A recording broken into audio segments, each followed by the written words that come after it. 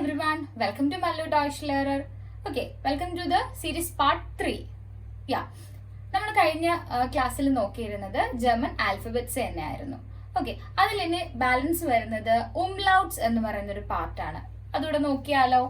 ഉംലൗട്ട്സ് ആൽഫബറ്റ്സിന്റെ മുകളിൽ ഇതുപോലെ ഡോട്ട്സ് ഇടുന്നതിനെയാണ് നമ്മൾ ഉംലൗട്ട് എന്ന് വിളിക്കുന്നത്. ജർമ്മൻ ലാംഗ്വേജിൽ 3 ഉംലൗട്ട്സ് ആണ് നമുക്കുള്ളത്.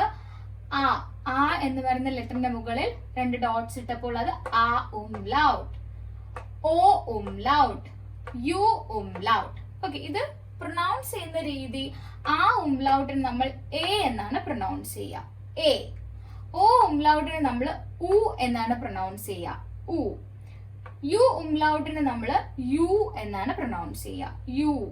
ഓക്കെ, ഇനി നമുക്ക് എക്സ്ട്രാ ഒരു എക്സെപ്ഷണൽ കേസ് വരുന്നതാണ് ഈ ഒരു ലെറ്റർ. നമ്മൾ പ്ലസ് ടുവിലൊക്കെ പഠിക്കത്തില്ലേ, ബീറ്റ എസ് എന്നൊക്കെ പറഞ്ഞ് നമ്മൾ പഠിക്കില്ലേ, അതുപോലെ ഒരു ലെറ്റർ ആണിത്. ഇതിനെ നമ്മൾ ജർമ്മൻ ലാംഗ്വേജിൽ എസ്സെറ്റ് എന്നാണ് പറയുന്നത്. ഓക്കെ, അപ്പൊ ഒന്നുകൂടെ പറയാം. Umlauts in German language a umlaut, o umlaut, u umlaut, eszett. Thank U.